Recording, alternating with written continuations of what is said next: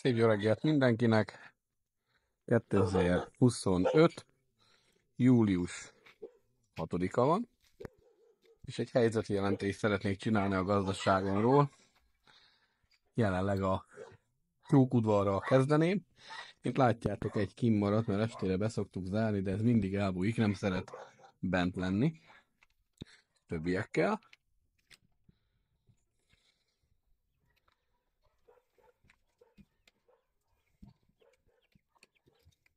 És hát itt vannak a tyúkok, csirkék. Nézzétek, 2 keltetésem volt.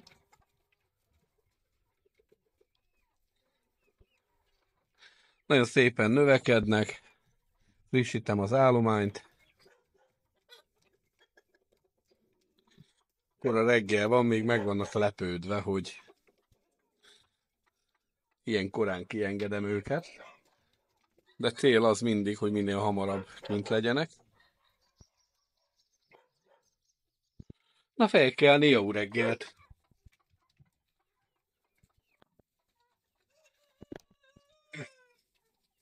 Na hát látszik, hogy jelenleg ilyen 70 körüli az állomány. Természetesen ezt csökkenteni fogjuk, meg folyamatosan csökken, hiszen vasárnapi asztalra azért a tyúkhúsleves az jó, hogyha oda kerül, mint például a maira is. Bár a maira most pont fűrleves lesz. Fűrjet főztünk. Hú gyerekek, nagyon-nagyon finom, mindenkinek ajánlom a figyelmébe, hogy egyszer kóstoljátok meg. Fontos az, hogy attól függ, hogy hányan vagytok, minden személyre kell számolni a levesbe legalább 1-2 fűrjet. A feleségem most 3 fűrből főzött egy ilyen 4 literes fazékba, ugye ehhez még megy a zöldség, stb. Vámulatosan finom lett. Én javaslom mindenkinek egyszer próbálja ki.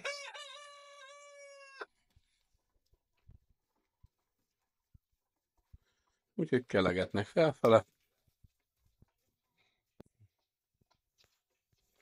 Megyünk tovább a fűrjekhez, hiszen ott is népesebb lett az állomány.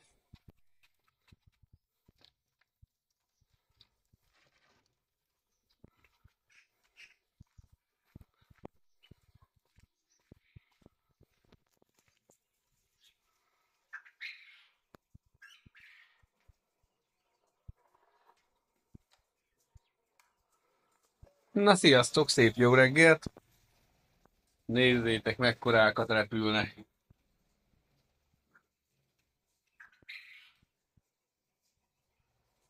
Hát itt jelenleg 90 darab fűr van. Mint látjátok, vegyesen a japán fűrj és a broiler fűrjek. Nagyon fontos, hogy ahogy terveztem, úgy tartom őket. És itt mind a 10 darab ketrec szintén tele van. Mondjuk átlagosan 20-25 fűr van egy ketrecbe, tehát itt még 250 darab van. Illetve le van takarva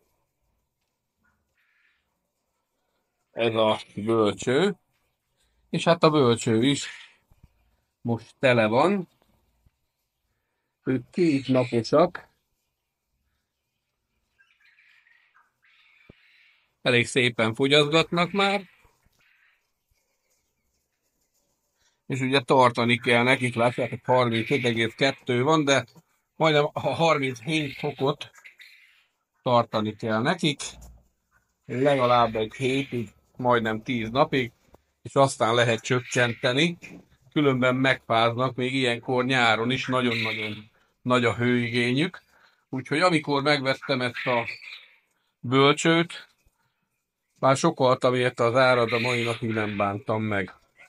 És aki még nem látta, ez az új színházam, ugye nemrég készült el, korábban a garázsban volt, mint emlékeztek, és azért van ez ide kikészítve, mert ma is tervezek berakni megint 168 tojás, ugyanis beindult a fűrhús, elég szépen, hála legyen a Istennek érte. ami azt jelenti, hogy egyre többen rendelnek. Beindult a fürtojás is, találtam 2 üzletet, akivel le tudtam úgymond szerződni, úgyhogy mehet oda a fürtojás rendszeresen.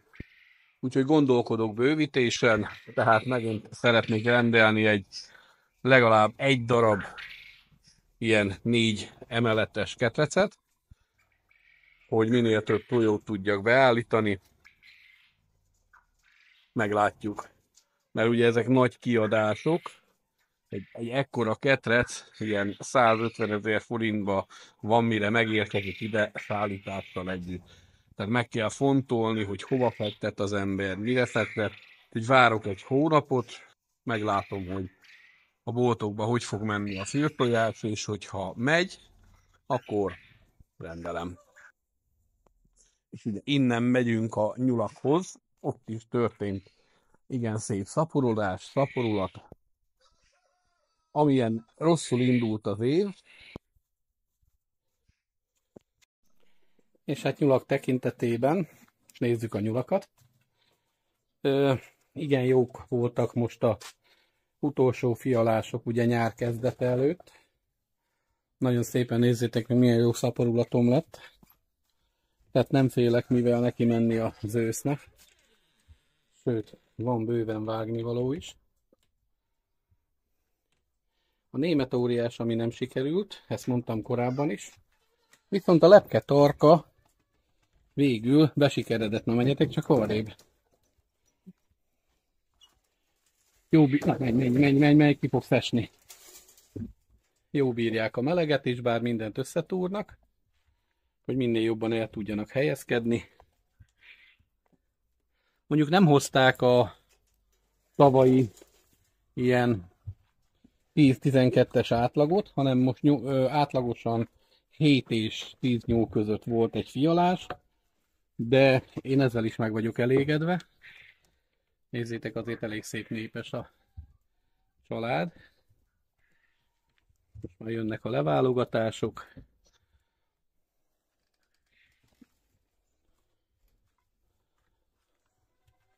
Ez egy Jeanette Bak. Nézzétek, milyen szép ezüst színű a bundája.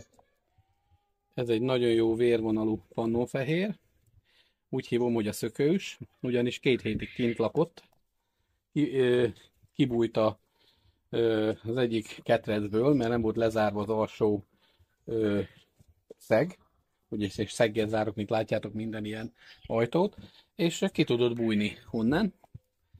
És ami a lényeg, hogy hát talán még több is, mint 2 hétig. Kb. 3 hétig itt lakott az udvaron. Állandóan annyira megszokott, hogy de nagyon zsivány volt, folyton elszaladt, amikor hoztam a füvet vagy kaját, akkor jött szépen, a forikból szedte kifele a füvet, amikor lehajoltam hozzá, akkor már lelécelt. Na most az idősebb anyákat, azt már kivontam a forgalomból, mentek szépen kolbásznak. Látjátok, itt vannak a lepketarkák. Ha nem is sok, de ez is 5 maradt alatta, és ez alatt is 5 darab maradt. Tehát összesen 10 darab is lepketarka.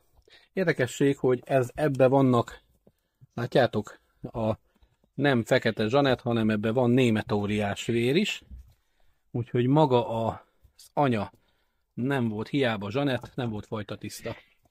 Ezt kaptam. Nem vettem, hanem kaptam. Ezek viszont gyönyörű, szép fajta tiszta lepketarkák. Úgyhogy ő belőlük nem is, hát meglátom, hogy mi lesz. Milyen nyuszik lesznek belőlük, és akkor fogok meghagyni, hanem akkor hízlalás után mennek vágásra. Mert nem jó az, hogyha lepketarkába kiüt a német óriás. Hiszen van már belőlük bőségesen. Ő egy fülszámozott anyám, most pihenő stádiumban van, de augusztus végén be fogom pároztatni. Ők is szép kis fiatalok. Ez egy anyanyúl. Ott is van egy len, csak most be van bújva.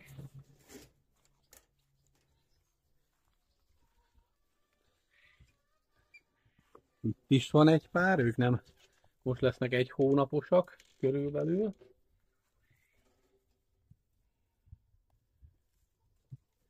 Szerintem nagyon szépek. Kis zulikok.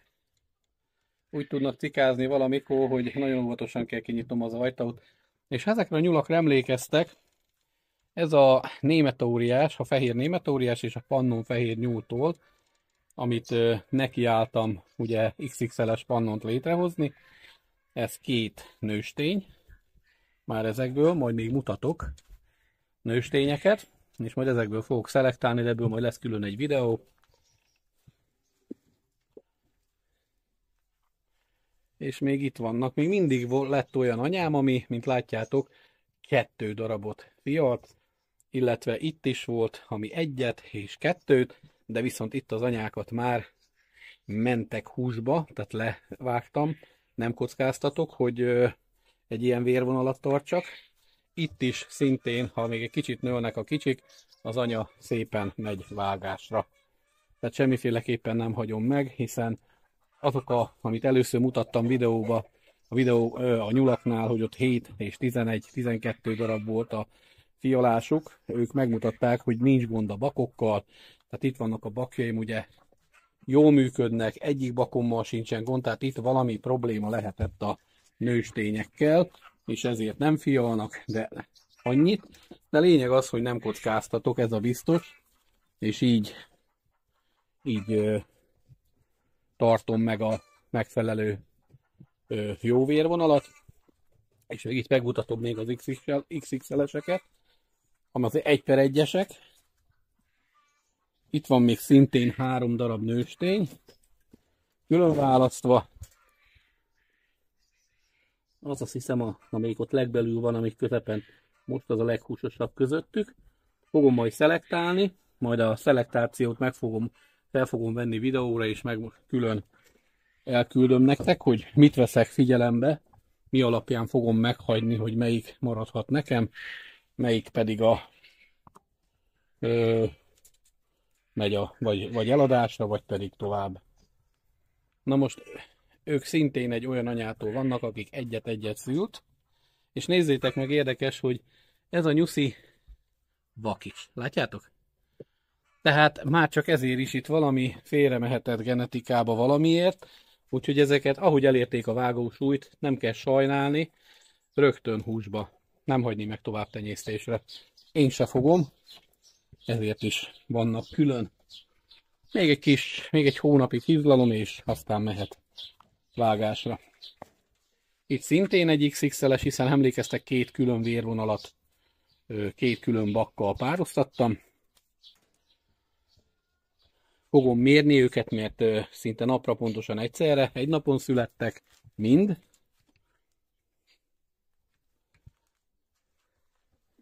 És ez is egy XXL-es vérvonal. De mint látjátok, ennek már akkora füle van, majdnem, mint egy németóriásnak.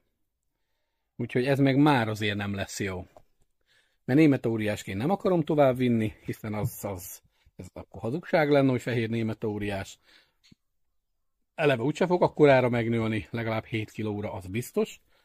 És hát ez is valószínű vágás lesz a vége. Viszont ők nagyon jól sikerültek, nézzétek meg. Ők is az XXL-es vérvonalból. Szerintem már most 5 kilónál járnak, 4,5-nél, de le fogom őket mérni. Hát itt tartok jelenleg a nyulászatban. Tehát attól függetlenül, hogy folyamatosan vágom lefele a nyulakat, azért havi szinten, bár nem annyit, mint tavaly vagy tavaly előtt, de havi szinten egy ilyen 10-15 darab elmegy vagy húsba, vagy pedig tenyésztésre tovább viszik. Most ami probléma van, ami megjelent, rengeteg pocok, de annyi sok, hogy ilyennel még nem találkoztam. Nézzétek, most is le van rakva pocokméreg. Ezt most raktam le reggel. Itt látjátok, megtalálták a fekete magos zsákot, és egy éjszaka alatt darabokra szedték, tehát nem 1-2 pocokról beszélünk, hanem ez azt jelenti, hogy legalább egy ilyen falka, Úgyhogy most többféle pocokmérget fogok lerakni. Már kétféle le van rakva, de még fogok többet. Mivel megkezdték tegnap este még az ilyen, itt látszik a harapás nyom, megkezdték az ilyen terményes zsákokat is, mert darálni szoktanak fűrjeknek. Kíváncsi voltak, hogy mi van benne. Keresték a magot, mert tegnap még a fekete maguk volt a táphelyén, a tápot hál' Istennek nem szeretik. És most feltettem ide, meg ide, még nem találták meg. Azt szeretik a legjobban. Úgyhogy addig kell őket etetni, ameddig ide járnak, és nagyon sok helyen találtam pocokszart, tehát most egy falka ide tévedt. Sokan nem tudják, de a pockok vándorolnak. Hogyha valahol találnak egy nyugis helyet, azon a nyugis helyen létrehozzák úgymond a fészkeket, és ugye 6 hetente fial a pocok, és képzeljük el, hogy micsoda egy populáció tud létrejönni, amikor, hogyha nincsen írtás, ha nincs természetes ellensége.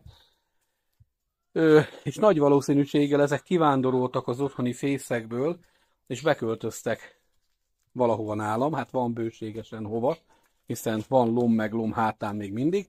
Csak mutatom, hogy így itt a patkányszar mutatja, az alapján meg lehet nézni, hogy mekkorák. És azért nem takarítom le a patkányszart, mert ide még fogok mérget lerakni, tehát hova csak lehet mérget rakok.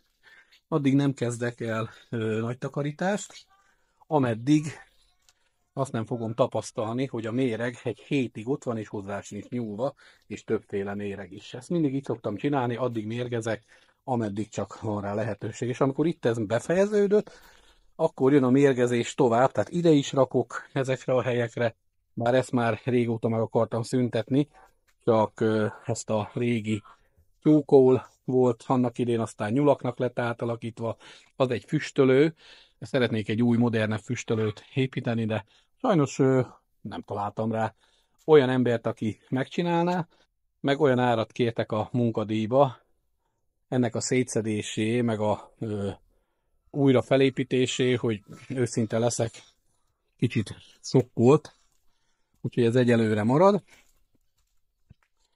De muszáj leszek ezt mindenféleképpen megcsináltatni, illetve itt is még mindig van rengeteg lom, ami ugye mikor a fűrházat megcsináltuk, onnan kikerült, plusz a padról lekerült, ezeket megint csak újra fel kell ezt vágni, tehát azért van hely, tehát ezt akarom mutatni, ahol a pockok szeretnek elbújni. Úgyhogy arra kell figyelni, és most én is arra fogok felfigyelni, vagy arra fogok összpontosítani, hogy ezeket a helyeket körbe rakom mérgekkel, és ameddig csak lehet mérgezek. Mert addig jó, míg a tyúkokat nem támadják meg, illetve ezért is jó, hogy vannak kakasok, mert a kakasok bármilyen pocoknak, bármilyen patkánynak. És azért nézzétek, a kakasaim, azért gyönyörű szépek, 6-7 kilósak, úgyhogy nem félek attól, hogy ha egy pocok bemegy a közelébe, tudja, hogy darabokra szedik. Jó, hát ennyi volt itt tart a gazdaságom 2025. július 6-án. Isten kegyelme megtartott eddig, még a kertet szeretném nektek megmutatni. Jó, és hát nem tudom mennyire adja vissza a kamera, bár nem volt eső mifelénk se, de ahhoz képest elég szép a kert. Paradicsom is lassan, de biztosan nől, a tengeri nézzétek milyen gyönyörű, és tudni kell, hogy kivéve a csemege-tengeri, mert az sajnos az másodjára lett lávetve, az nem kelt ki, valószínűleg rossz volt a mag. És nézzétek meg, ez a nyújtrágyának az eredménye, hogy minden zöldség, minden nagyon szépen nő. Tényleg olyan a föld, mint a hamu, pedig tudni kell, hogy mifelénk nem lehet nagyon könnyen elkezdeni a szántást, tehát legalább május közepe minimum, mire kiszárad annyira a föld a tavaszi esőzések után, hogy egyáltalán rá lehet menni traktorral. Ez itt a feleségem próbálkozása, dinnye, ugye ennek viszont kellene a víz. Hát most akarok egy kutat furatni, keresek rá megfelelő szakembert, és akkor lenne mivel locsolni, mert a saját kutunk az nem bírja el. Örülünk, hogy épp hogy elbírja a mi saját felhasználásunkat, hiszen épp tegnap kiszámoltam, hogy a tyúkok, a nyulak és a fűryeknek a napi víz szükséglete 300 liter víz. Köszönöm, hogy néztétek a műsoromat, tehát a bemutatkozásomat, illetve a jelenlegi helyzetjelentésemet. Kérlek, támogasd egy tetszik gombbal a munkámat, hogyha valóban tetszett a videó, illetve írjál egy kommentet, bármit, ami segít abba, hogy az algoritmus felpörögjön, és több embernek is megmutassa. Hiszen az oldalamon évek óta rengeteg, nagyon sok videót töltöttem fel nyúltenyésztéssel, illetve tavaly óta pedig már fűrtenyésztéssel kapcsolatban is. Köszönöm a figyelmeteket, Beregszászi fűrj- és nyúltenyésztő vagyok, sziasztok!